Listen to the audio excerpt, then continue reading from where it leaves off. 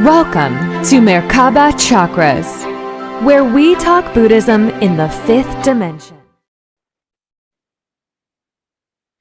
Welcome to another podcast episode of Merkaba Chakras.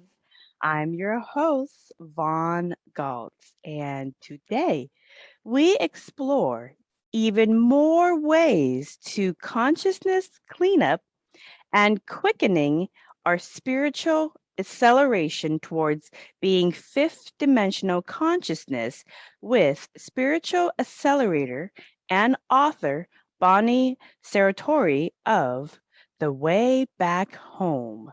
So with that, Ms. Bonnie Serratore, welcome to Merkaba Chakras. Wow, thank you. Fun to be here. Yeah, Very thank you for exciting. accepting the invitation. I'm super excited. I read your bio and went through your work, and I think a lot of healing comes from getting closure and resolving those pent up energies that we have stuck in our aura fields from just different issues we have yet to fully overcome in our life. And a lot of your work is really dealing with those ugly issues that many people don't want to look at and address. And so they'll get the healing. And I know in energy healing work, and I've studied um, over 50 different energy healings in my lifetime, and I'm only 43, so there's still a lot more to go, and there's many different ways to do it. The Buddhists will always say there's more than a million different ways to do the same thing and accomplish it, but the reason for the diversity is because people are so diverse in their soul's creation of experiences. But one of the most important things is basically to learn, grow, expand, and the way in which to learn, grow, expand, and raise your frequency into higher dimensions of consciousness is to not repeat the same old life lessons through these dense dramas that we have yet to let go of. So you can't get to the next level if you're still holding on to old baggage. So that's why I spend so much of my energy healing episodes on consciousness cleanup, and you and your team do a wonderful job of doing this. So before we go into your work, please tell us, how did you discover spiritual acceleration techniques that led to your life work? Yes. Well, as you know, most people are in suffering. Okay. So that was my life. I had major suffering and, major victim consciousness, and what we, did normal things that we grew up with. And for me personally, I was like 8 years old when I was actually trying to take my, check out, because that's how miserable I was. Even at 8 years old, I would lay on the floor and try to will my body to die. So it was in 1984 that I actually hit the wall with that whole thing. And I decided, okay, life is so miserable, I'm out of here.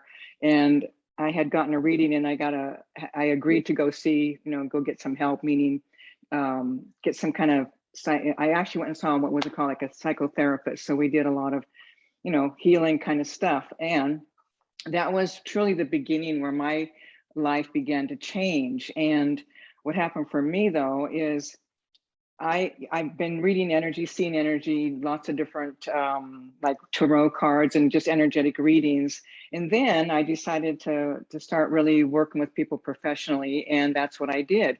But my work was really around unraveling and clearing and finding what's the cause. Why are people suffering? What is the core reason why? And so the journey was really about myself, and at the same time I became very interested and very curious, and also a big healer in helping people to unravel. And in that journey I began to discover so many different things. So back then, it was in 1987 when I discovered the whole thing with discarnate entities being in people's body and how much that affects people. And that was like a very exciting component for me. And from there, I just kept evolving. I kept opening and doing my own inner work and clearing out my emotional baggage, so to speak. And then I actually had a center, it was called the Renaissance Center, for 13 years. And that's when we did a lot of the really deep core emotional unraveling. And the foundation of that was going in. And so we had these workshops almost monthly, and it was about people learning how to surrender to the emotions. And from there, I closed that down, and then I went into the desert, and that's when things really shifted. And that's where the whole spiritual acceleration came in, because when I was in the desert for 4 years, pretty much alone, I went there with the intention of burning in, in the fire of my own, whatever was still within. And it was very intense, I have to say. And I saw and discovered so much more of what's really affecting humanity, what's really affecting people and their ability to, to just be free, to be liberated from their own wounding. So, yeah, so from there, then I moved, where did I go? I was in the desert, yeah. So then I eventually ended up in Colorado, and now I'm in Georgia. But basically, I've had 36 years of hands-on healing. And when I went to Colorado, that's when the new name came in, with Spiritual Acceleration. So I have my way of receiving information is not to go into anybody else's belief systems or any human being that's alive, or even beings that are not here. I just kind of go direct into the light of pure consciousness. And that's where I went and asked, what is it that I do here?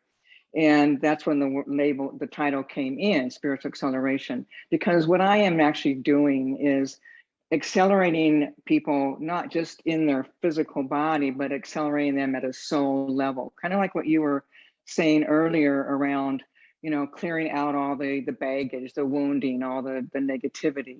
And for me, what I've discovered is, we have carryover from past lives.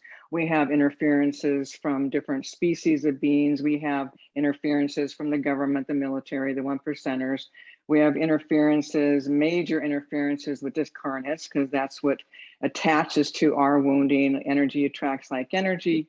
And we are severely affected by that. I mean, I've had people that when, take out even one being and they shift completely, because oftentimes these people can take over and you feel them and you hear them and you think it's you. So for me, that the whole thing around how I became, the word spiritual acceleration was basically that journey. But like I said, that's when I really dropped that in and claimed it and began to really that was the new business name, was Spiritual Acceleration. And that's pretty much how it came about. Okay. So a lot of really good history that kind of led you to where you are today. And I have some questions to unpack your background. Mm-hmm. So first, because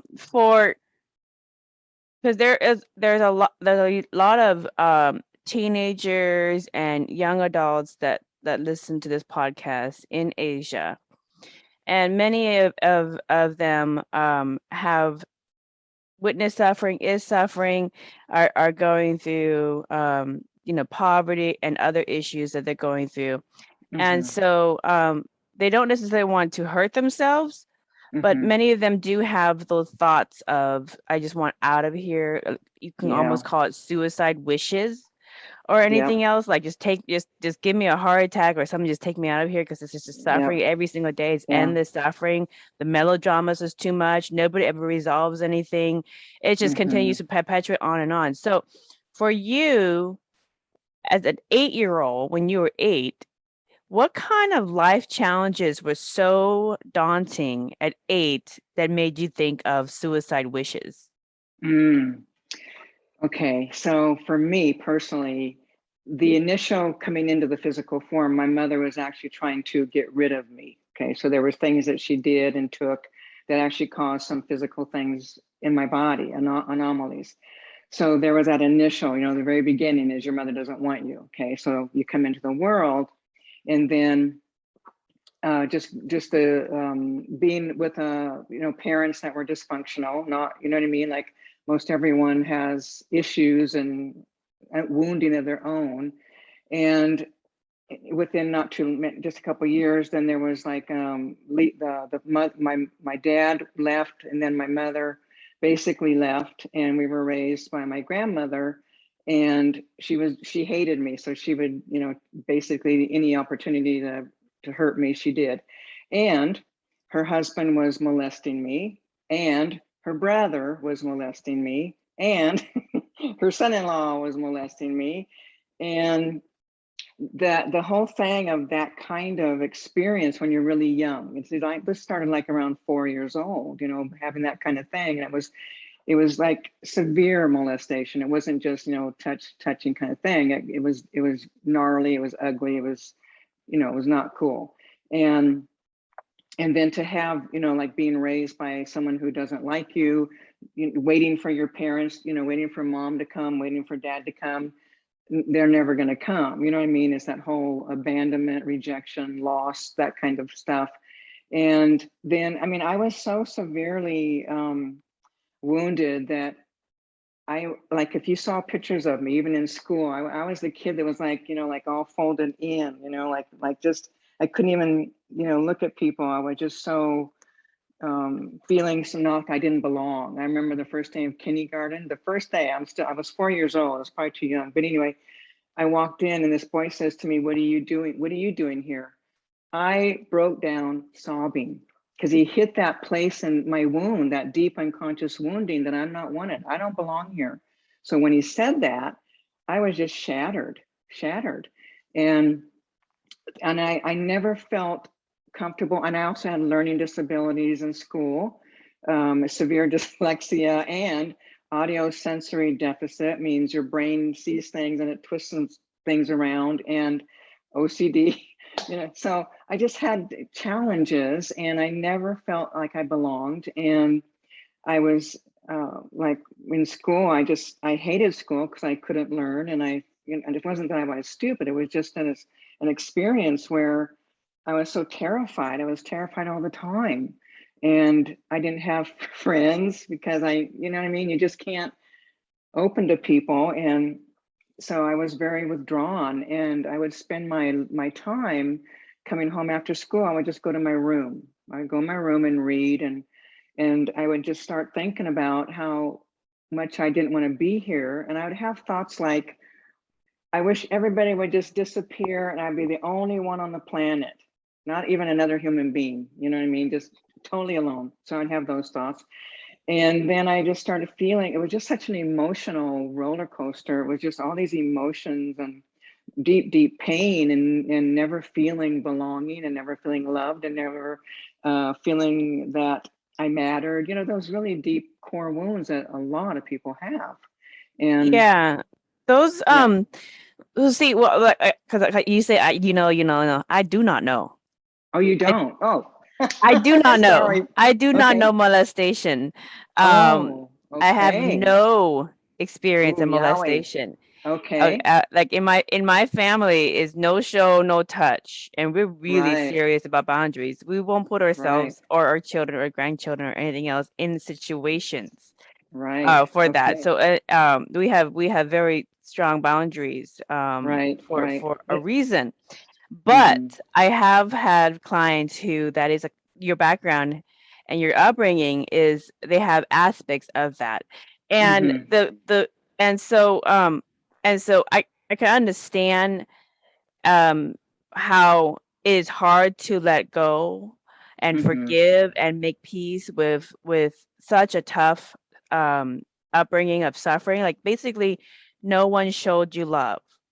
Ba- Mm-hmm. Okay. So my question is, so who took you to the tarot reader or the psychic who kind of gave you messages to clear up all this frustration? And because that happened later on when you were a teenager, No, I was an adult.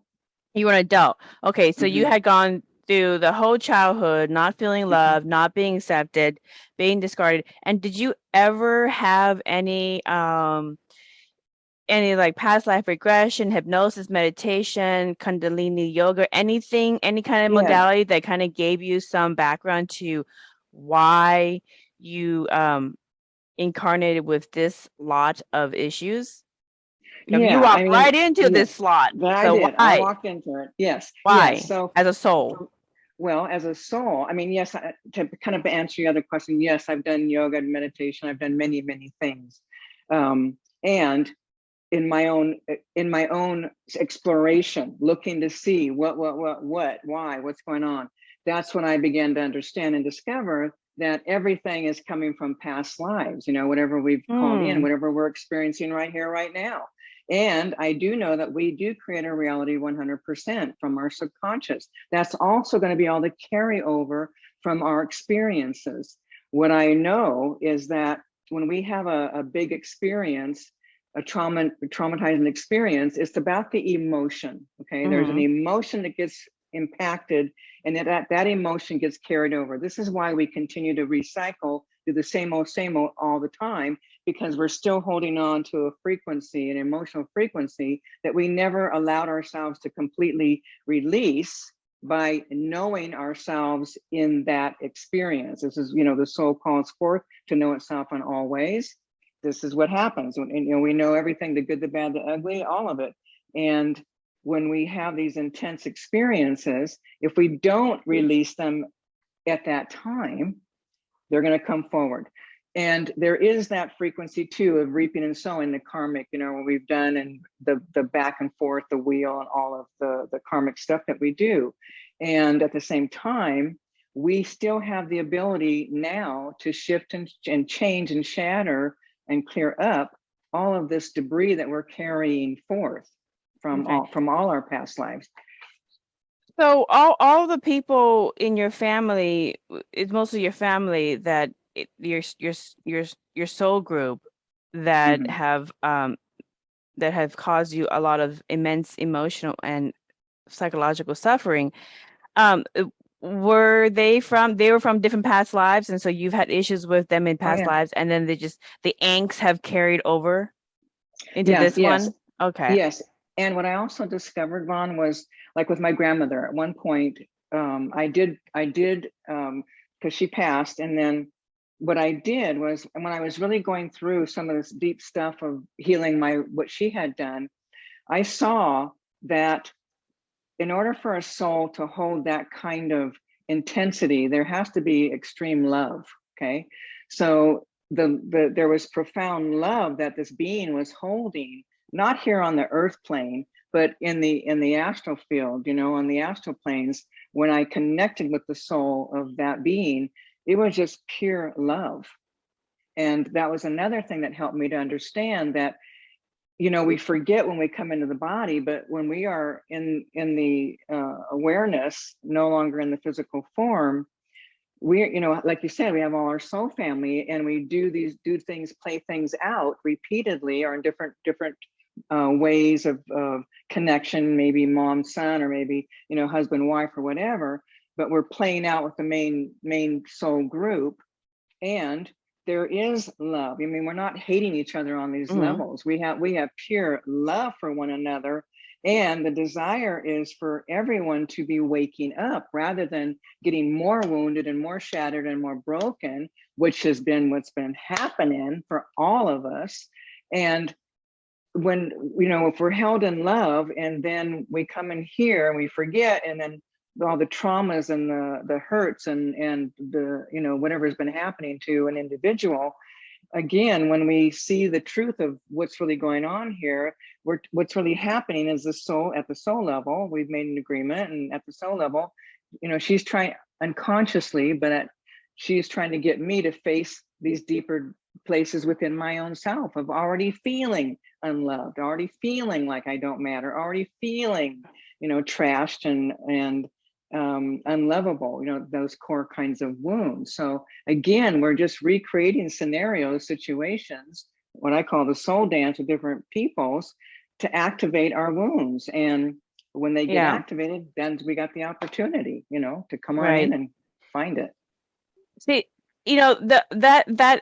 that understanding is a very advanced understanding, and it's very controversial for a lot of people who don't understand the life pre-planning in the spirit world, and the challenges that the spirit world and the soul sets up for the person, for their expansion, for their growth. And it's very controversial. A lot of people don't really like it, but in Buddhism, this is a Buddhism podcast, so I have to always add it into, which I love. But anyways, in Buddhism, we always have these conversations. Why would you plan such difficult lives? Why would you plan so much suffering? Why try to do, a 4-year degree in 2? That kind of, we have those kind of conversations all the time. And it's like, what is the intent of the soul? What was the purpose of the soul to go do this? Because there's one camp who's like, okay, they are coming in, taking this experience, and Earth is a lot of people say it's a master class. It is definitely a PhD program and beyond. But because of the amnesia, but and the low density. But on one side, for many Buddhists and Hindus who are understanding the wheel of Dharma and the aspects that come into the wheel of Dharma and how we pre-plan the cycles that we're going to go into in every incarnation, we decide to reincarnate into. And there are plenty that never get bodies and never get reincarnated. So, but for the ones who want to have the experience, it's an accelerated experience of learning. And there's always that argument of do one little lesson at a time and then get good, because you have infinity to learn and grow and expand, or do a huge combination of very, very tough lessons in a very small amount of time, which either will break you or make you, depending on your soul. And a lot of people get broken and they get stuck on the wheel of Dharma, and they come back lifetime after lifetime trying to set up this similar, and every single time they do, it gets worse and worse and worse and harder, because the lessons, like anybody who's ever taken a repeat of a class, it's not the same exact test. It's not the same exact question. Right. So it's like, I thought I prepared and I still failed it. So it gets harder and harder every single time. And so that's the constant, like we know we pre-plan much of the hard lessons, and then there's always, you can always renege, you can always, change your pathway, et cetera, et cetera. You can skip, you can jump, you can run, you can do all that kind of stuff. But and the most controversial part of the pre-life planning in the reincarnation aspect of getting back in the wheel of Dharma and doing another excursion in life, to learn and expand and grow. And by doing so, you help other people as well, because they learn from you as an example. But the thing is that when you do this,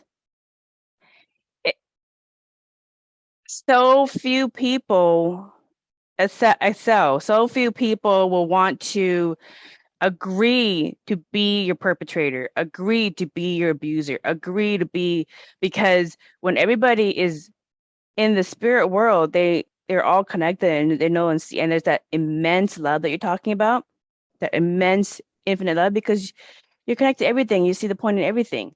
But but people don't agree and understand that souls in the spirit world ask for some of these really tough lessons.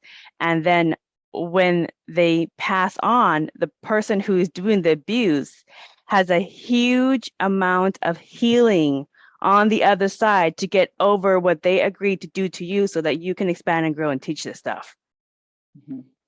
Okay. And that is extremely advanced, hard stuff for most people to understand.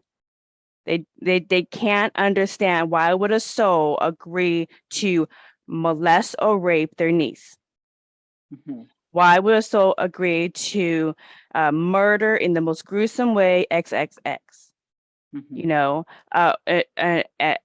And that's always the argument in Buddhism when it comes around to pre-planning a reincarnation. It's like, there's this, souls will spend eons pre-planning, and then after they come back here, we'll spend a whole lot of time discussing, oh, I didn't have to go the way that you planned.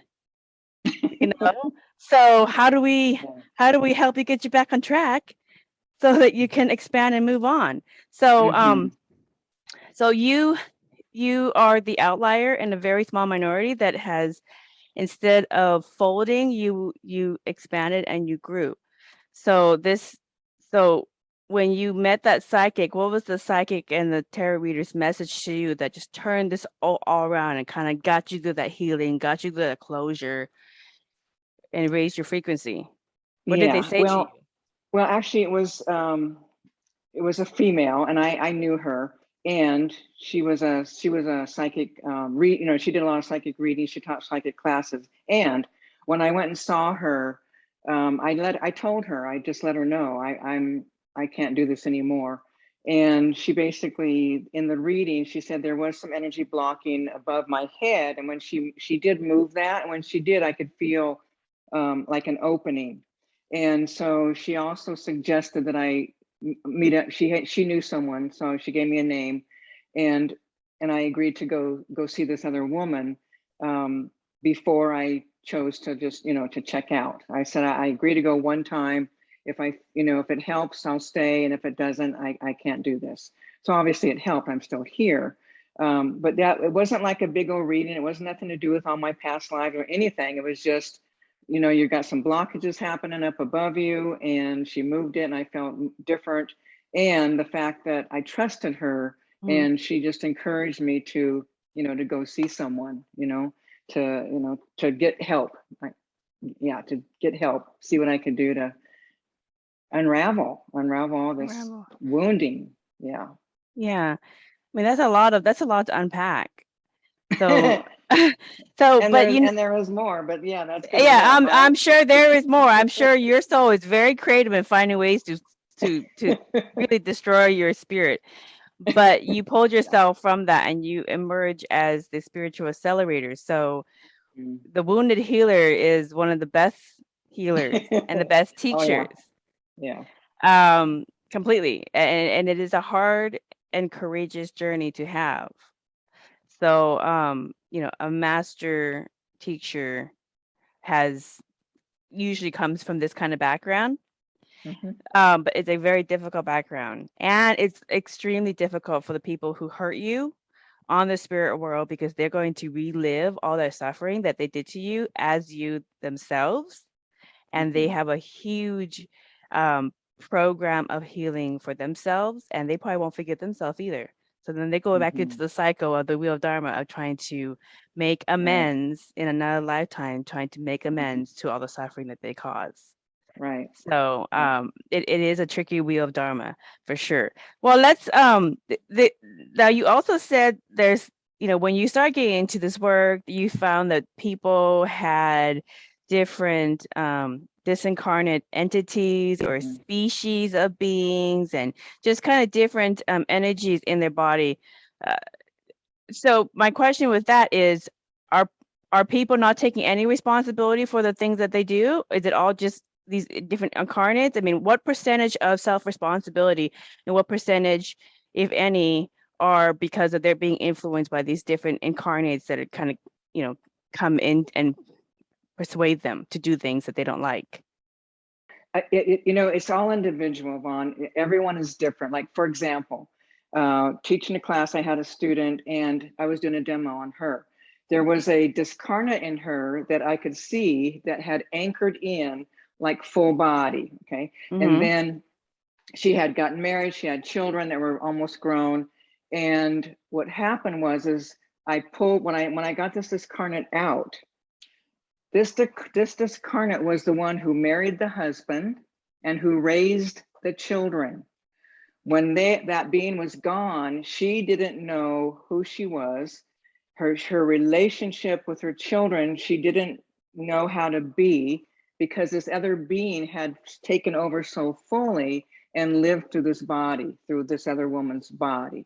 So that was very, very traumatizing for her to finally be here and looking at your own kids and having a weird sense of like you'd hardly even know them. Okay. Then you have other people that they're Are these discarnate beings good in nature, benevolent? Are they all negative? Well, they're like, think of it this way. They're human beings that die, that for whatever reason don't go into the light. Okay, they'll stay here for don't want to go, didn't want to die, or they don't want to leave people, or that sometimes they don't know that they have died. All kinds of reasons. A lot of times there's people who have guilt, shame, afraid they're going to be punished, anything, but they're all human beings. They're human, just like us. So when they come in, there's a frequency that we're vibrating at a frequency. Our wounding has a frequency. Discarnates, it's easier for them to come into a frequency that matches their own. Okay, so if you've had abuse, like, let's just use molestation because we already named it, then you're going to have more discarnates in you that were also abused, and you're going to have like all attracts their like, right? Yeah, okay, so the problem is that we already have our own stuff, all right? We already got our own pain and our beliefs and our suffering. You bring in, 10, 20 more people with the same, and it's going to be even worse. It's going to be more intense, and you can't get away from it. So you're not only you're living your own pain, you're living everybody else's. Because when someone comes into the physical form, like a discarnate comes in, depending on what they're doing, some of them just want to go hide. Some of them want to be alive. They want to take over the body. Sometimes they're just influencing. A lot of times people hear chattering mind talk voices, and then it's not them. It's the discarnates. And when we take them out, all of a sudden, oh, mind is quiet. Oh, that reaction isn't there anymore. Oh, that feeling and thought isn't there anymore. So whatever their addictions, their beliefs, everything, it'd be just like this. If I passed and came into your body, everything I'm holding, I would bring with me into you, and then you would be affected by me with whatever I hold, whatever I've got running, whatever my beliefs are, whatever my thoughts are, my wounding, all of it. Right.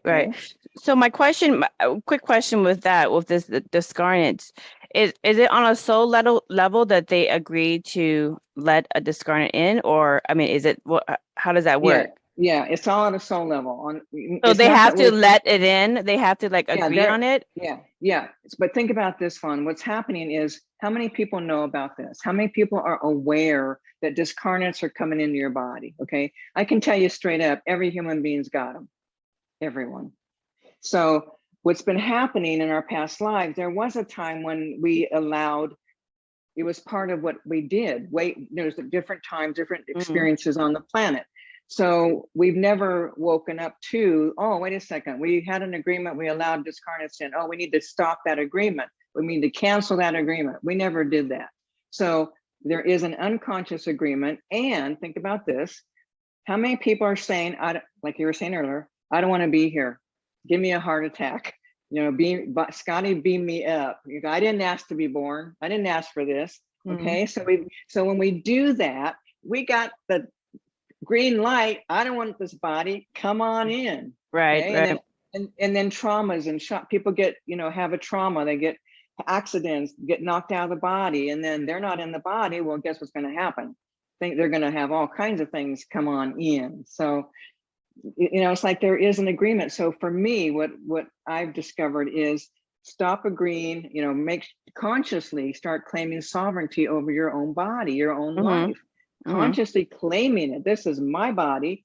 And at least what'll happen is you won't let more in. Then you got to get the other ones that are in, you got to get them out. Okay. And you will be closing the door. You know what I mean? You will be like closing that door where you're no longer willing to allow anyone or anything to come in.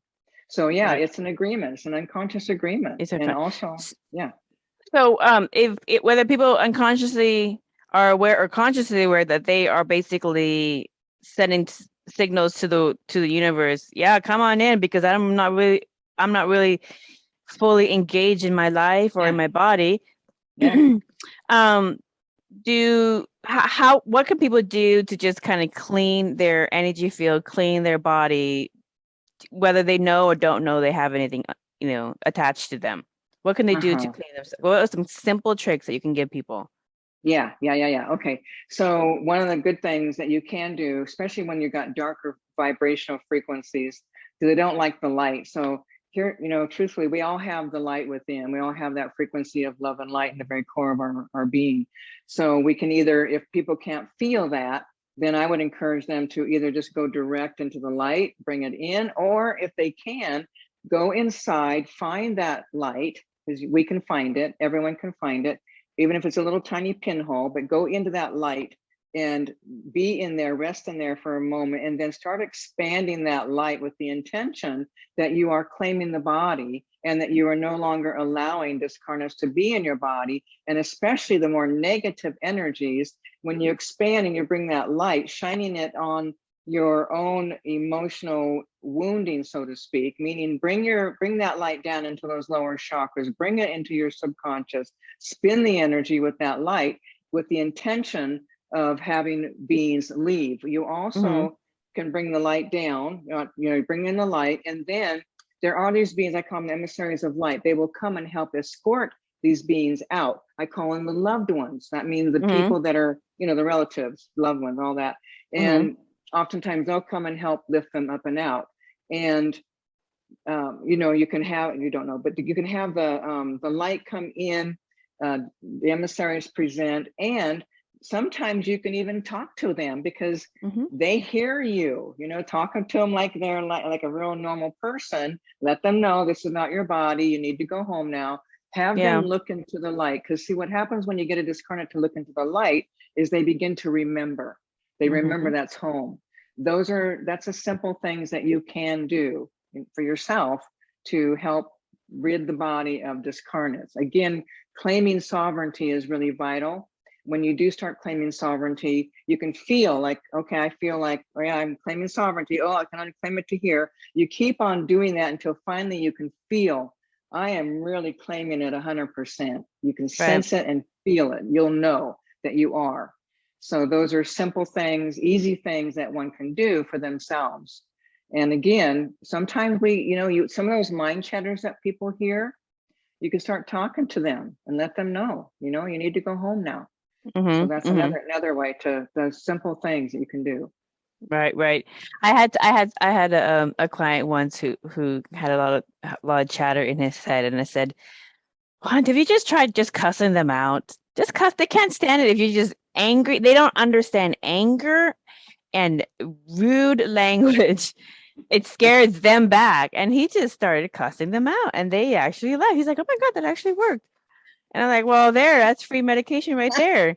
Yeah, Some of them you have to be as nasty back. Yeah. So, but but I totally hear you. But let me add to that a couple other strategies, because everybody uses different strategies. Right. Another strategy is to put the intention out before you go to bed, and then have them visit you in your dreams.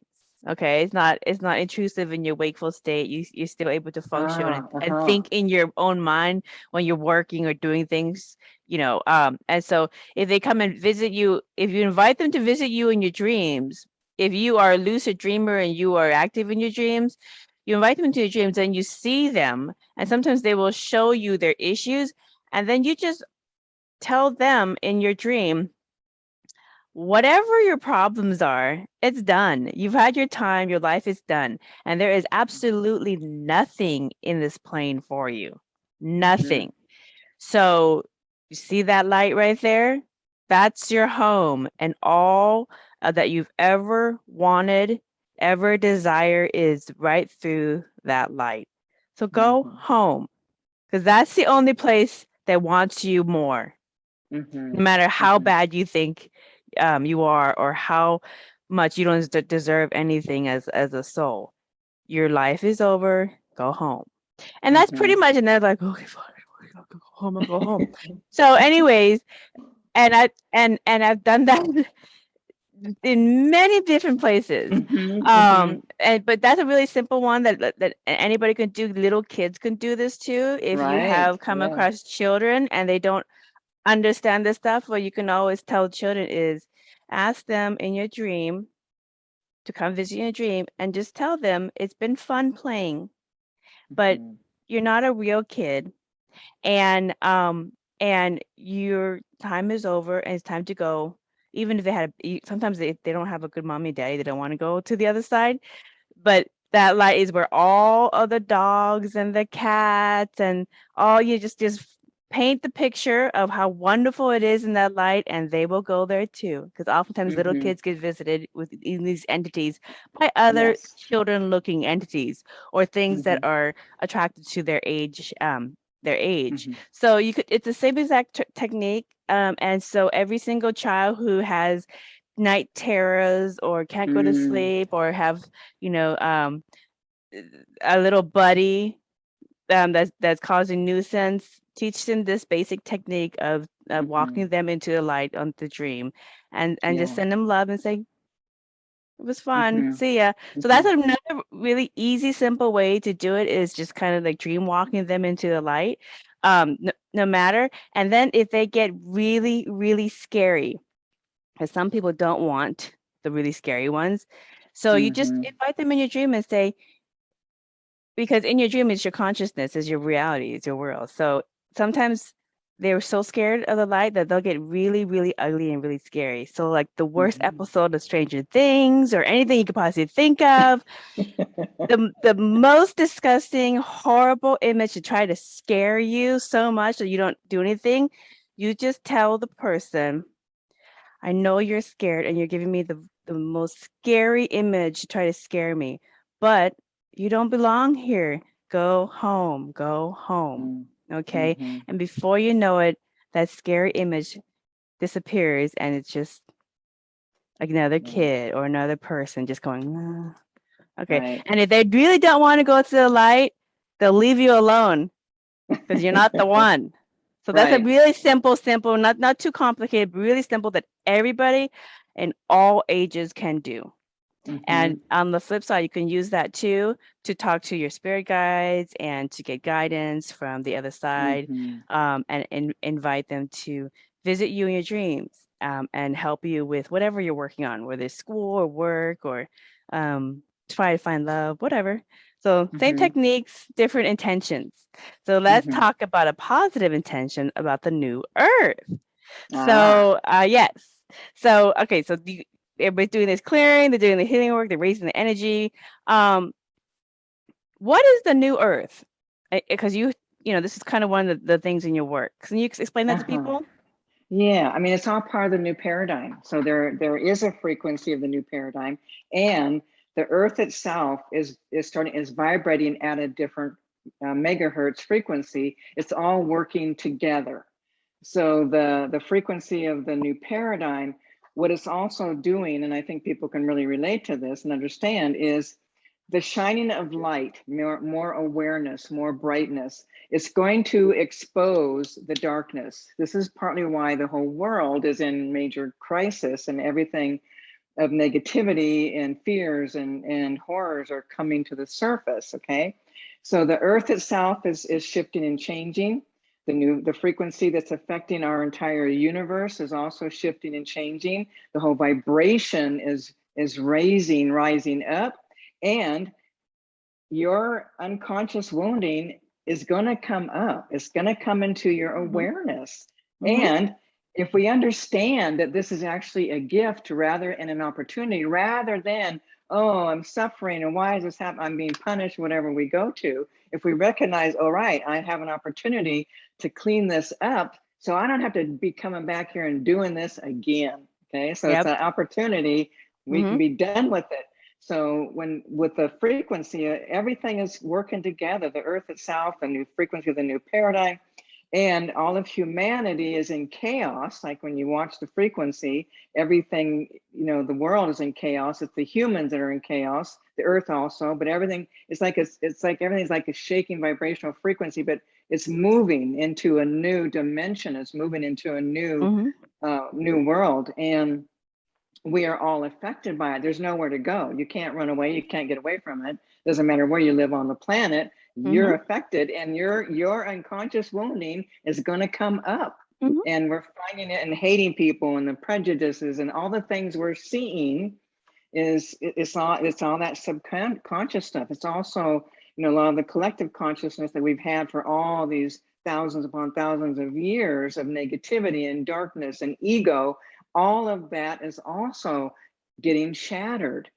People Mm-hmm. are losing ego. They're losing the feelings of like I want to control this or possessions attachments and all of those things that aren't really the truth, that's all that egoic energy, egoic consciousness. What we're coming back to the truth of, that pure love and light in our core, that beautiful energy frequency that everyone is. And in order to do that, you got to get this other darkness out. You got to get that black stuff out, all that unconscious wounding, the pain, the suffering, the anguish, the hatred, all of it. It's got to come up. So it's like being purged, and everything on the astral planes and is all working together to help that occur now. Yeah. I love that.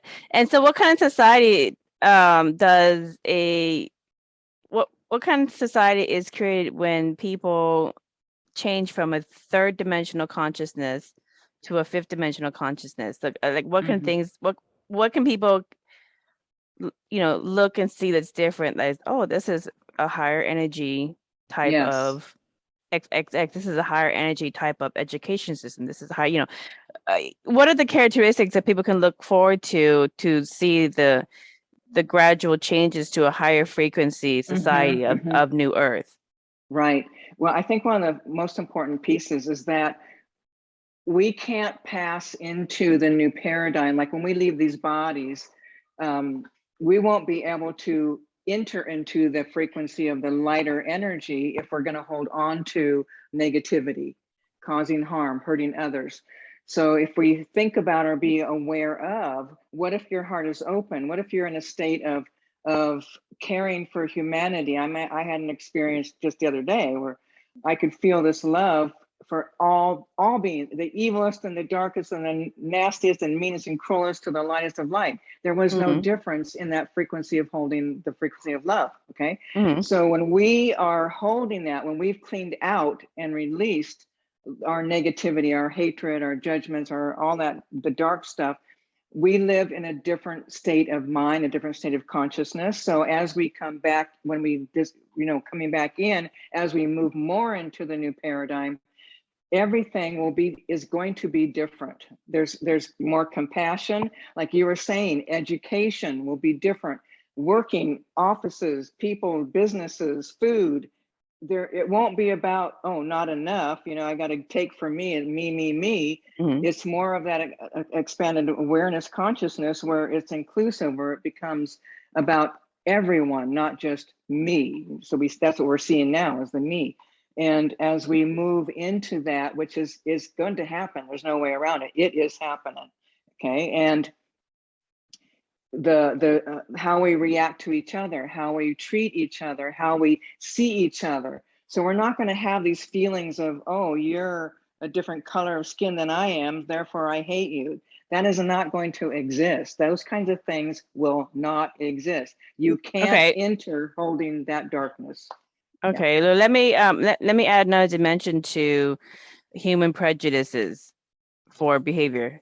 So we've moved beyond racial. You're that, you're this color and you're male and female. What about you're not vaccinated and you're vaccinated? That's the new dimension of prejudice. That's right. It is, isn't it? It's still coming from ego. It's still coming from belief systems. None of it, it's all about, what are you believing? What are your fears? And the belief systems of being vaxxed or not vaxxed is all going to come from your own subconscious. It's going to come from a fear place. And, we have these beings that are wanting people to be in fear, and they want to create that separation. Well, they're doing a great job, because humanity is falling right into that pit, and they're hating each other. And again, we're talking in the future, Vaughn, when we're no longer holding these misperceptions of reality, these beliefs and conclusions, and see ourselves as separate or different from others. And right now, yes, this is part of the blackness that has to be shown. It's coming to the surface. People are saying, okay, I hate people who are vaxxed, or whatever. Don't be vaxxed, non-vaxxed. There's the war, the battle, the splitting of humanity in two different camps. But that's also another dimension is political too. That's another one too, especially in the United States. Like, some people can't handle even like talking to somebody else who is of a different political Yes. Yes. agenda, which is Yes. I find fascinating. I find Yeah. Yeah. fascinating Yeah. when But yeah, yeah, exactly, right. I mean, I just witnessed this just the other day at did my you friend's really? house. Oh my gosh, Well, yes, tell me yes. about it, because I'll tell you the one that I had about 2 weeks ago about the vaccinated versus unvaccinated. It'll blow your mind. It's interesting to kind of watch the fear one. But you tell me yours, Oh, because well, this, these are new dimensions. The black and white one, people are kind of like, oh yeah, I get that.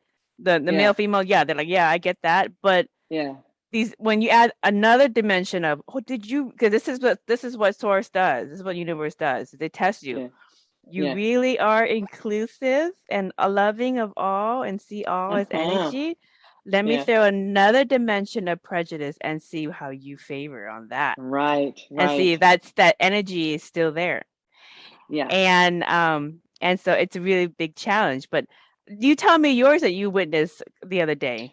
yeah. I was at a friend's house, and the neighbor, they had new neighbors moving in. Okay, so the new neighbors in came, and so both of them have different beliefs around, like, this is the political thing, but it's also the Okay. vaccination thing. Okay, Okay. so we have a Trumpster, and we have a Biden, those two camps, so to speak. Hmm. And one's vaccinated, one is obviously Trump's or not, the other one is. So, uh, so, oh yeah, and it was the whole prejudice thing too. So she's talking to the neighbor, and the neighbor's just kind of asking about, or no, the neighbor's speaking and just saying things about the vaccination. And Hmm. so my friend she did get the vaccination, and so she basically was saying, well, I've not felt any effects of it, and the other one was kind of shocked. And then you could tell that she was uncomfortable because she didn't like the fact that she was saying things like, before my friend said the words that she said, that she'd been vaccinated, she was saying things like, you can't be around people who have been vaccinated, and because you're going to pick something, I can't remember what it was, pick something up. Shedding. And Is it yeah, shedding? That's the word. yeah, Okay. yeah.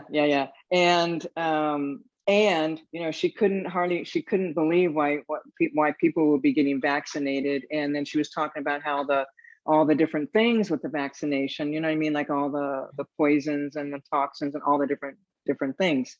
And so then when my friend said, well, I've been vaccinated, the woman's mouth kind of like dropped, you know what I mean? Like, she was shocked. And then she literally was like backing away, like, for real, you know what I mean? Like pulling away. And she was very uncomfortable. And so my friend continued, she goes, well, and we have a black guy right across the street, and he's such a nice guy, and he does all these, and her eyes are getting bigger. So she definitely has prejudice, and she definitely has beliefs around vax or not vax. And she Hmm. was definitely traumatized when someone said, well, I've been vaccinated, and she's in the energy field. And Hmm. so it was just kind of an uncomfortable situation. Yeah, yeah. And yeah, so yeah, I mean, just to Well, this is the funny thing, because I have the complete same story, but complete opposite. And the universe never does any accidents. It's supposed to be this way. So 2 weeks ago, my mother and my brother, half my family are vax, half are not. Mhm. And we've been hanging out the whole time, no problem. But anyways, my mother and my brother got boosted a couple weeks ago, and then they got Rona. Hmm. All right. So they they my mother got a light case, my brother got a heavy case. He was throwing up like black goo. Whoa. It was like, he's handicapped too. So we've been taking care of him his whole life. We've seen lots of different things come out of his body and stuff. Hmm. But this is the first time we've ever saw this really, where they call it G, GI blood, gastrointestinal blood. Oh, yeah, yeah, yeah, Okay. yeah. And it's Yes. kind of like Uh-huh. this dark black Yeah, it is. ground coffee grind kind of thing. Yeah, But yeah. it but this was more than black coffee green. This was like, it was almost like black slime that Ah. he was throwing up. But anyways, uh so everybody was supposed to get together for a picnic, and it got canceled because um they they they got Rona, and he was throwing this stuff up. So they did the whole quarantine thing where, trying to quarantine all of that. But my mother ended up calling and said, your brother is really ill. I'm still getting over it. We need help. We need people to come here and help us, help take care of him, help me take care of myself, get food, get groceries, help. Right? No one in the vax would come to the house. No one. They were left alone. Doesn't matter if your brother was throwing up black goo, your mother's crying on the ground. No one would come. The only one who came to take care of them was myself and my kids, the unvaxxed. Yeah. Okay?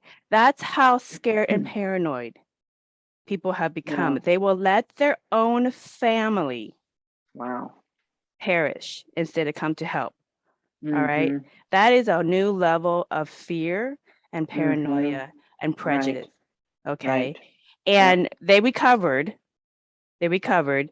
And of course, when my mother recovers, now she's just cussing everybody out. So she's back to her old self again. So everybody who basically left her dry and hanging got cussed out. And but we were fine. We went over, we took care, we were fine. We never got sick. It's been over 2 weeks now. We never got sick.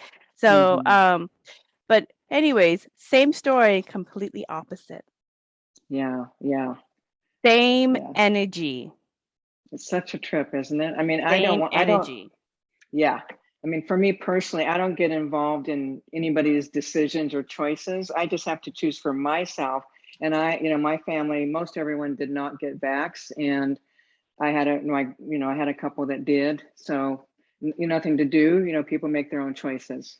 Yeah. And The Buddhists would say it's part of pre-life plan. And even some people have even been like exposed to so much information, unbiased information, and have a full spectrum information, and still decide to do whatever they decide to do. And so at that point, that for me and for the Buddhist that knows about pre-life plan and reincarnation, that's a whole new level of attraction where we're thinking it must be part of the pre-life plan.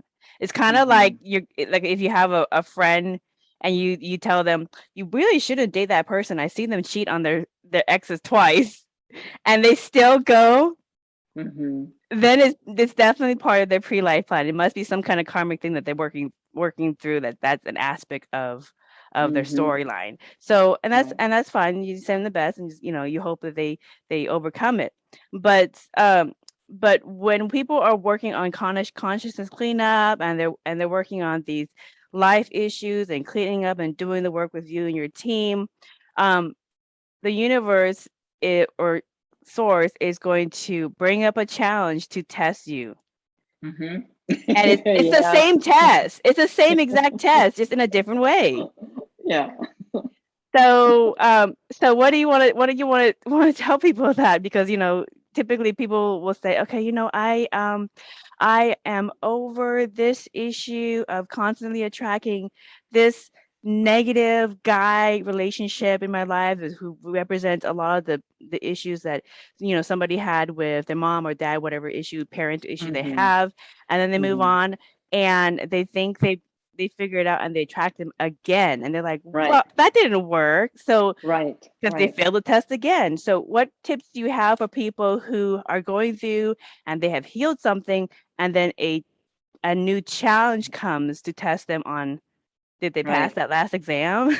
In a whole different dimension. So yeah. Well, sometimes because you do learn some of your lesson, and there's just deeper unraveling that's trying to occur. And for me, and what I've discovered is when we have these experiences in our past incarnations and even in this lifetime, we're at a soul level, we're here to know ourselves fully in those experiences. It's the lesson. We're learning lessons. We're expanding in consciousness. The thing is, though, is how we can't really learn a lesson if we're not experiencing it. What I mean by that is when someone is having, like some wounding, something happens, you get triggered, you get activated, you're in that feeling state, like, oh, here it is again. Here's the relationship, and that, she called in someone that, a negative kind of experience. Okay, so rather than looking at that being, making it about him, we need to turn and look at our own selves and make, it's all about me. There's something in me that's drawing this to me. And I want to unravel that. I want to know what that is. For me, what I've discovered in dealing with all the emotional frequencies, emotional body, is that by allowing oneself to, when you're in that emotional state and you've got these big emotions, maybe you feel your heart is breaking, maybe you're feeling abandoned or rejected, and the soul level wants to know itself fully in that, because that's what it's called in to discover, to learn that lesson. And the surrender to the emotion is how we unravel it, Vaughn. I've been tracking this for 36 years. I've always seen how it unravels, what unravels. And if they're not an authentic feeling, it doesn't unravel. But if they are in that complete surrender, where you're no longer telling the story, you're no longer having mind thoughts, you are the emotion and nothing but that, so that you're fully in the experience of that emotional frequency that's within. The energy literally will move up and out of the body, and all of a sudden it's like, whoa, that's gone. And then you're no longer attracted to that kind of person, because you've shifted and changed that deep unconscious wounding that keeps drawing it back and back. Right. For people who are sensitive enough and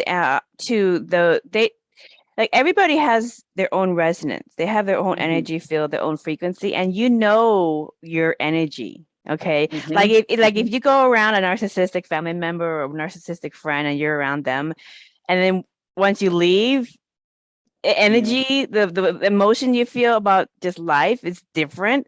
So that you have absorbed a little bit of, or have been influenced a little bit by their energy. And so same thing, like if you're around a grandparent that you love, that's very comforting, and you have a great relationship, it feels like for those people, it just feels like a warm blanket, and that's just the loving feeling that they get when they're around that person. And there are people like that who do that. That's just the energy they radiate, and so they know how that feels. So everybody has a different energy feeling, and those energies have different frequencies. Some amplify you, and some deplete you and just suck the life out of you, so suck your juice.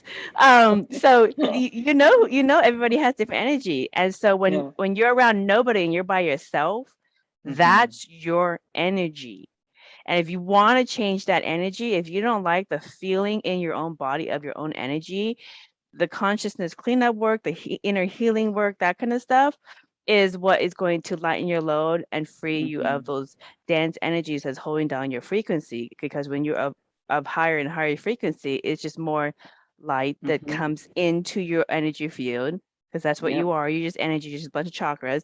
It just amplifies and anchors in more energy, more light, and as a result of doing that, you not only affect everybody else around, because you're just that loving energy, but also you affect the reality that you're in. So anybody and anything that has when consciousness rises, and earth is, I want to mention this too, because in indigenous cultures, in Buddhism, 2012 was 2555 Buddhist era, and that was a changeover of a earth cycle. It's about 25,000, some almost 26,000 years cycle, and the earth changes to to whatever her next iteration is. This iteration is a changing into a new dimension, into a new energy frequency of earth. So since she is going up, everybody else is going up, and when energy goes up and you affect everybody else, they have to either go up or their dirty deeds, the dense issues, their this and that issue, all of that stuff comes up too, because that's low energy, can't stay, it will come up too. And so it's kind of looking like it's a mess, but it's nearly not a mess. It's just called doing your dirty laundry. Because you can't bring it with you. You can't bring it with you into these higher dimensions. And sorry, everybody, in Buddhism, earth is a bigger soul than you are. Okay. She is a bigger consciousness than you are, and she is going into a higher frequency, which means when you Yeah. go into a higher frequency, you go into a new dimension. So I said this in the Yes. previous episode, but it's like a airplane propeller, the wings. Okay, Mhm. when it's a lower frequency, you can see it moving, but when it goes up into higher frequency and higher speed, you can't see it moving. All of a sudden, it disappears. Yeah. Okay. Yeah. Yeah. You know it exists because you can see the canister around it, but the Hmm. propellers, the fans, it's completely disappeared because it's in a different frequency. Right. That's how matter is. The higher the frequency, the more you can't see it in those lower dimensions.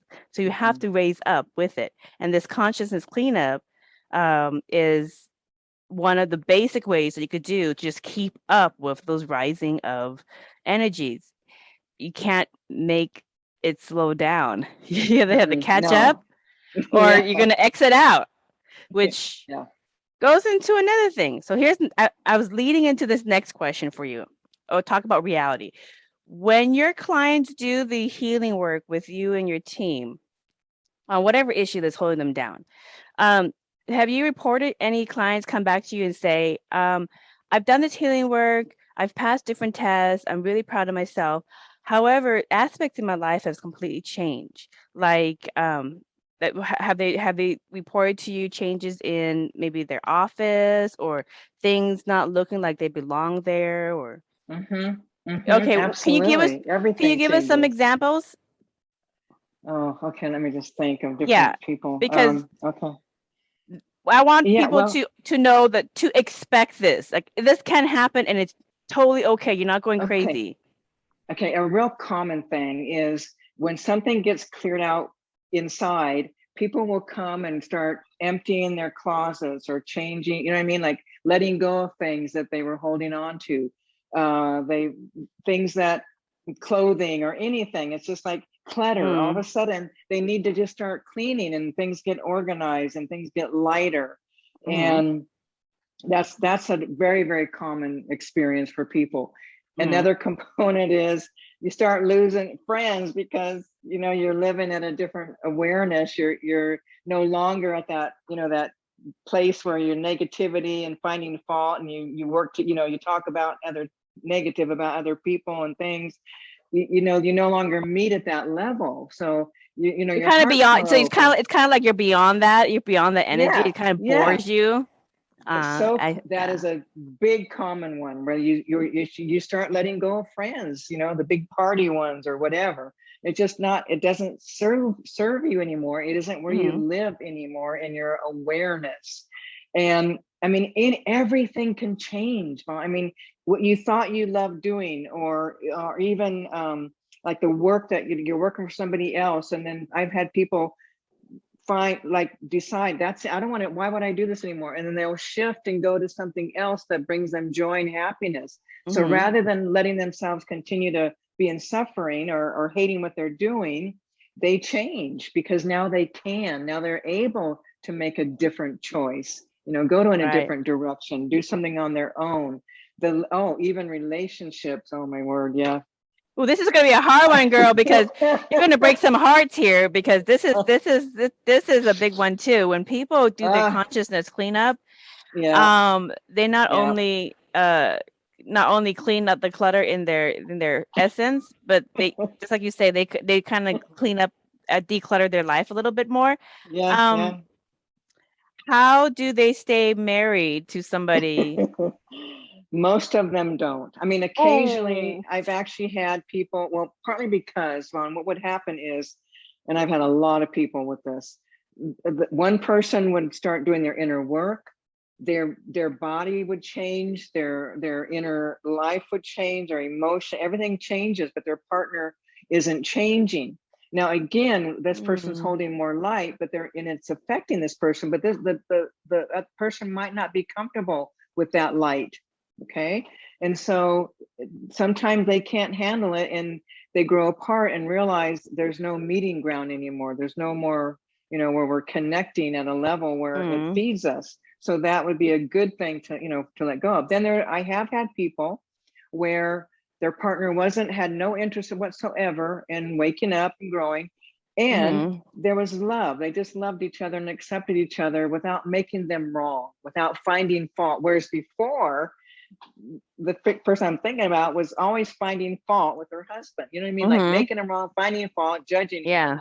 And as she began to heal these deep wounded places, there was more there. What she wasn't doing that. So even though he wasn't wanting to do his own inner work, her feelings towards him, her experience of him was different because she didn't have the wounding that was causing her to find fault with him and make him wrong. So they have a great relationship. And she gets her fuel other places, you know what I mean? Like she has other people that she can communicate with, these higher level teachings and awarenesses and consciousness, and she meets her husband and just loves him even more than she did before, which is really awesome. So I mean, we want our partner to come with us, but it doesn't always happen, you know. Well, it's kind of like you go to a really you pick up a new song or a new book, and you're like, you really got to read this. It's really, really awesome. You got to feel how good this is, and then they're not really as jazzed about what you found and your new way of living. But isn't that a lesson in acceptance? Yes, I mean, it is. It's like, but partly what we're doing, I mean, if we clear out our wounding, truly, and I already know this from my own direct experience and also working with thousands of people, when we are free from certain woundings, there is no judgment, there is no finding fault, there is no good, bad, right, wrong. And attachment, I love the whole thing. You let go of all your attachments and how we want it to be or think it should, or even material things. That all falls away, and there's just more understanding and compassion, and to witness someone in their own journey, but not find fault or not make wrong or even need to change them. How many people? I mean, that's a big one. That's a big one. Oh, that's huge. Everybody wants to change everybody. But the more but then you got to change yourself. Once you change yourself, you don't need to change anybody else. Well, that's the big duh, right? That's the big there's a big duh. Like, do you love them enough to let them be who they are? Yes. That's a hard one for a lot of people too, because they're and I get it. I know I totally get that, because like I'm more metaphysical than my husband, and he is metaphysical as well.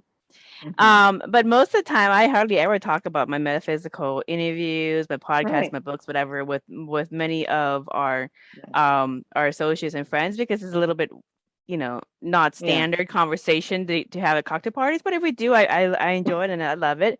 But most of the time my husband's like, so what are you talking about today? I said, oh, today I'm just talking about apportation and just different ways to apport with a guest member. And like, oh, okay, that sounds good. And he'll go on and go back to making his music, or he'll he'll ask what happened with the client, and I'll say, oh, they're working the same life lesson, letting go of certain hang-ups with the same people. And he's like, oh, okay, how many lifetimes?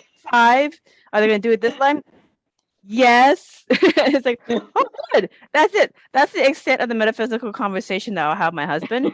But because he just accepts it, he just goes with it. He's like, okay, whatever. Because at the end of the day, our relationship is not based on these metaphysical things. Our relationship is based on, like, we love each other, we support each other, and we may give some feedback.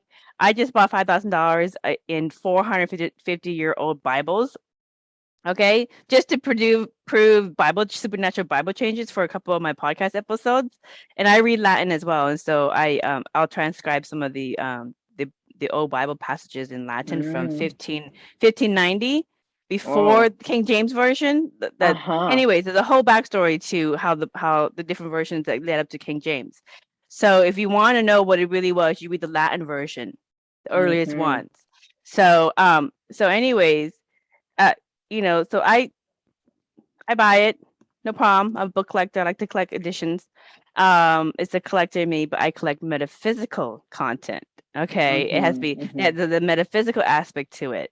So so for my husband, he's just when he's explaining this to his friends, he's just explaining it matter of fact because it's just this matter of fact in a relationship.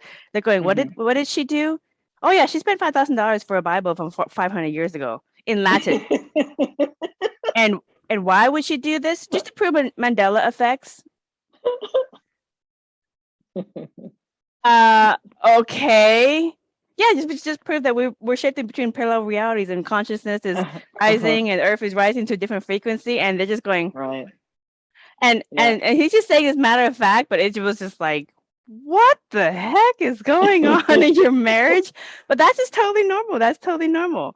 And and then he'll have his conversations about, you know, music and just different projects that he's interested in coming up with and that he wants to do. And I might chime in and say, you know, when you're picking certain people, look for these characteristics.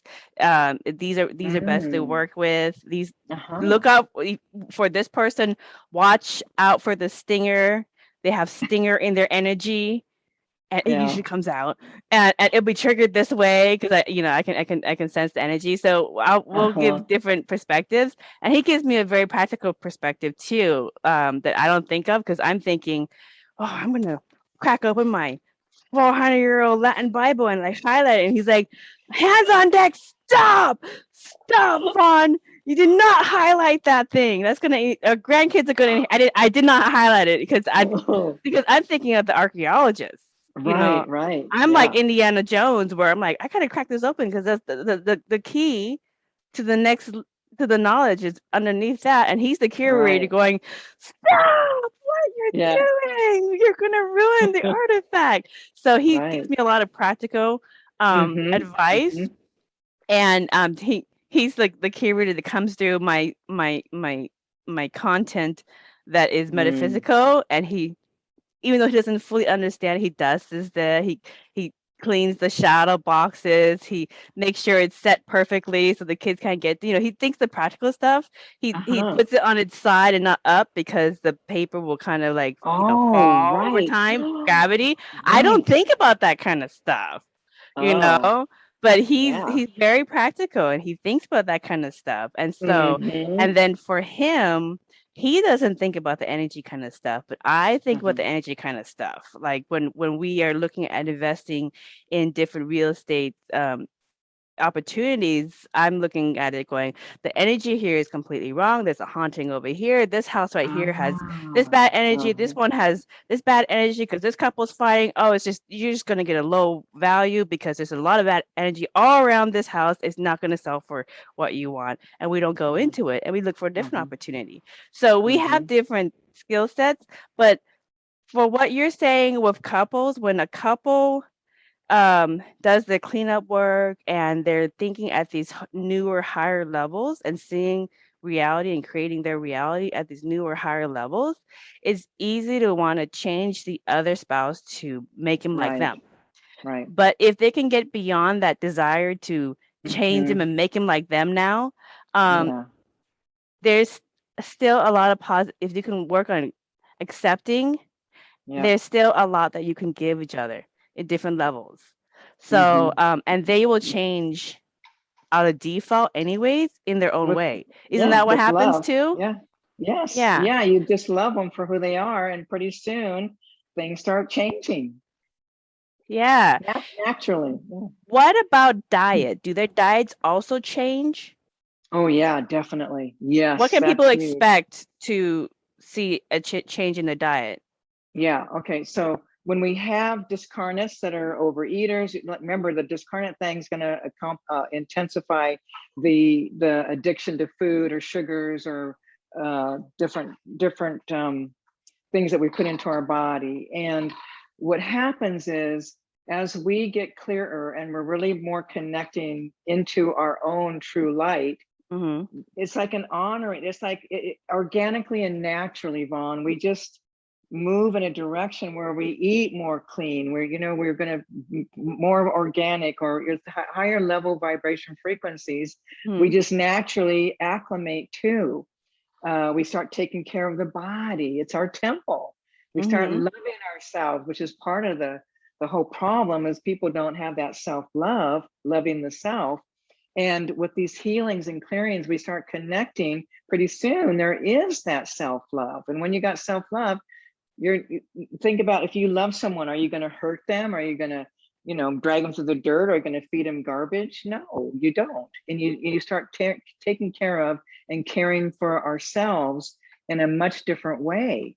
And all those thoughts, remember how people are, this, how people will have these berating thoughts and negative thoughts, punishing themselves, making themselves wrong or bad, or that kind of experience, that goes away as well. Our negative thinking, our wanting to hurt ourselves or punish ourselves, thoughts of not wanting to be here, it all starts to go away just naturally. You don't have to do something. It just starts to lift and it's gone. So there's that reconnecting with our true self. So in terms of, because since we're all energy, and what we put ourselves and expose ourselves to, we feed ourselves with.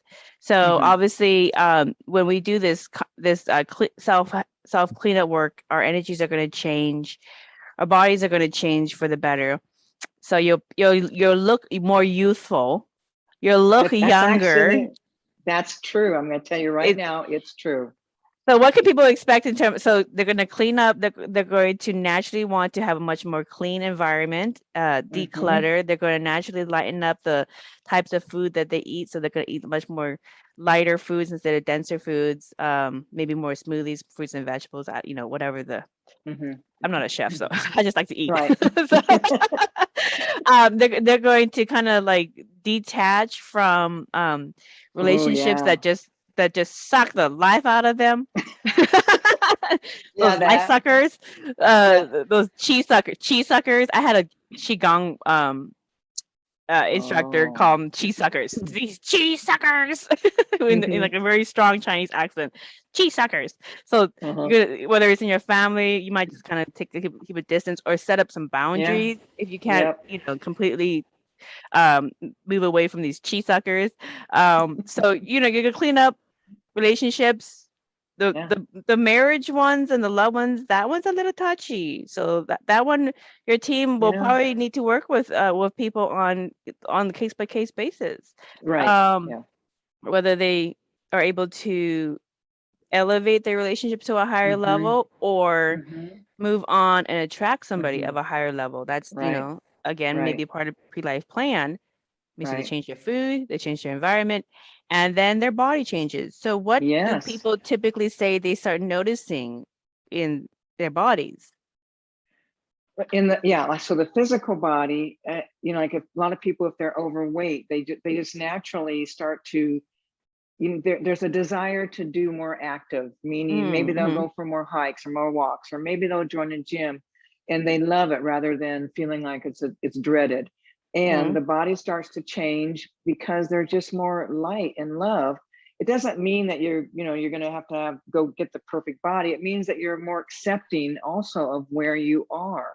The acceptance of the body allows it for it to let go of holding on to energy frequencies that are contributing to causing the body to be where it's at. So the body starts to change. I'm telling you, we do look young. I'm looking at my own pictures. Okay. I'm looking because I keep expanding, I keep opening, I keep growing. And I've watched myself actually look younger than I did even, 10 years ago. It's like crazy, Yeah. So everything gets lighter. The skin tones start changing, brightness, because there's a brighter light coming from within. That brighter light starts to shine through. People look at us and say, wow, you're really bright, or, you look really something. You got really, that glow. You got that glow, the glow. Yeah. The glow. The glow. Yeah. You got the glow. Okay. I mean, it just changes everything. Yeah. Okay. So now when people do this, I mean, this is a lot to sell you on, basically inner work and promoting self-healing and amplifying your spiritual evolution. Do people's preferences in the types of entertainment change as well? Like, do they watch like less gruesome news, negative news? Do they prefer more uplifting kind of entertainment? I mean, what changes for the media that they typically consume that they used to like? Right. What do The what do you media see? and what they do. So I call them redliners. We have a lot of when there's a lot of trauma, people do extreme things. That means movies or activities or whatever. So as we start clearing out what's causing a person to, to be out there so far, risking their lives or challenging themselves in crazy ways, as the body relaxes, so does that part of them, and they come back more land in. And then a lot of people can't handle loud, the big old, like some of the movies that are out there, the big old giants, you know what I mean, like activities and fightings and all of that. Pretty soon it's no longer attractive. It's no longer, you're no longer feeling drawn to that kind of thing. You're no longer feeling drawn to, maybe go rock climbing where you're risking your life, so to speak. I mean, that can be a really unpleasant, people love that. But I'm just looking at, the things where people really hit that red line. They take their energy, they take themselves to the edge of something, the intensity. And that's why I call it the red line, because they're pushing, they want to feel, they want to be alive, they want to experience something, but they're so disconnected. So they have to do these really intense experiences. It all changes. It all changes. Pretty soon people, they want to have a life, they want to settle down, they want to, have a family, or, maybe they've already got a family. Now they may pay more attention. They're more loving to their own family. Now they're more present and with their children, with their spouses. It's like it's a game changer. Because when you got this wounding, you're blocking, you got heart blocks, and you can't really let that love shine. Yeah, I love that. Do people move out sometimes? Do they get to the point where they're like, my environment completely needs to change too. I need to move out into a much more pleasant neighborhood or whatever. Yeah. Do you get a lot of that too? Oh, a lot of yes. your clients go, I gotta go, bye, because I'm moving to a different blah blah blah. Do you get that? Yeah. Oh yeah, definitely. Yes. They need a different environment, different neighborhood, whatever. But yes, everything changes. Your life changes in so many ways, but in a good way, in a really good way. Well, those are a lot of really good things to sell somebody on. It's time to start cleaning up those dirty energy that we've been holding on for so long. So, yeah, because it's not going to go away just because we want it to, and it's not going to go away just because we die. Okay, it's going to stay with us until we face it. Bottom line. Well, what can people expect from you and your team and your workshops and courses? What can they expect if they want to dive into this stuff? What can they expect? Liberation from within, less mind chatter, less reactivity, feeling lighter, feeling open, feeling more heartfelt, feeling more love, having more joy, happiness, more connection. You're wounding, you're not so traumatized, your body doesn't hold all the horrors that you've lived and experienced. You find yourself less, you're not finding fault with others, you're not judging others, you're not having prejudices against others. It's just coming back to that frequency of who we are, that pure love and light. And I mean, I'm not going to say you can't think that one session is going to clean everything up. That's not possible. And everything is a journey, and you commit to that journey in your own self, and you do things to help yourself take action. But the biggest thing is face these wounds, face this damage that's been held in the subconscious for eons and eons of time and lifetimes. And now is the time. The energy, the light coming in is also helping us. It's activating things for us. It's also easier to lift things out, Vaughn. I swear, clearing stuff, right? Things are moving so much faster and easier. Well, the energy is helping clear the higher energies. Well, this is the lifetime that this lifetime is the lifetime that the earth is raising her frequency to higher dimensions. Everything is coming up. This is the lifetime to really let go of all those unresolved dense energies that are held from XYZ experiences from this lifetime, from previous lifetimes, et cetera, et cetera. So, but I always ask everybody, what is their last message? And with you, because you do this energy work in clearing up these dense issues that hold down people's frequency into keeping them in lower dimensions. And we know that we no longer have that ability in this lifetime because Earth is raising her frequency. And so you have to either tune yourself up to those frequencies, or you're going to exit out, and maybe if you choose to reincarnate, it won't be on the new Earth. It'll be on a different type of planet that has those dense issues and energies that you can work off of, but it won't be the new Earth. So, you know, you come across in your work and your team's work, you come across people who have unresolved issues from this lifetime, from past lifetimes, from multiple generations, from multiple incarnations in the past, in different reincarnation cycles outside of Earth as well, that they may have carried on from different star systems, that they, you know, maybe some, I don't know, asylum, war issues that they carried on wherever. But if they want to clean all of that up in their whole consciousness through all time and space, and really take the most out of this opportunity at this time to ascend their frequency with Earth into this higher fifth dimensional energies, what is the last message to kind of get them off the couch and over the hump? Like, make the first step. You're not gonna die with these energies. You're gonna clean it up now while you're still alive, and still enjoy the rest of your life pleasantly. So what's your last message for those people to push them over? Well, I just want to say this. Okay, if you don't clean it up now, it's not going away. You'll bring it with you. Okay, so you might as well face it. And because of the frequencies that are happening are so much in our favor. There is so much helping us. There is so much support in encouraging us to face what is here. And again, even if you do nothing more than keep coming into your own light and keep holding that light, keep expanding that light, letting yourself just fall into the frequency of love and light, things will move and shift. So if you don't want to get off the couch, you don't want to do anything, you can even lay there and just like, okay, let me come on in, let me find that light, bathe in that light, bask in that light. Something will happen because that frequency is only love and light. There's nothing in there but that. So if that's all you can do, then do it, but do it. I love that. That's a great message. That's really great.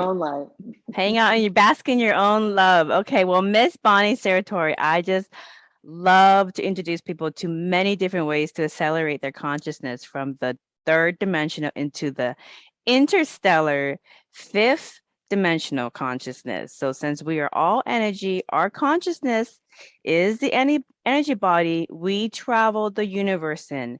And that is why self-work in Buddhism is one of the most important aspects of you, which you can harness for the universe. So as a result, the universe conspires to take direction from you on what next best experience to manifest for you. So for more information about Bonnie Serratore and her team's offerings, courses, books, and to learn how to do this for yourself, please visit their website, which is spiritualacceleration.com. It's also in the show notes. And thank you kindly for listening to another enlightening conversation. Until next time, blessings.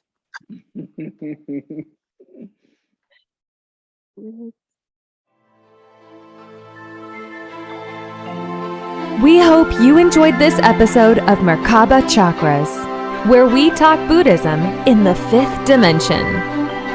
For more information about today's guest, please go to the show description. For more information about Vaughn's metaphysical work, please go to merkabachakras.com. The views expressed today are for entertainment purposes and do not necessarily reflect the views of the host or replace any medical or legal advice.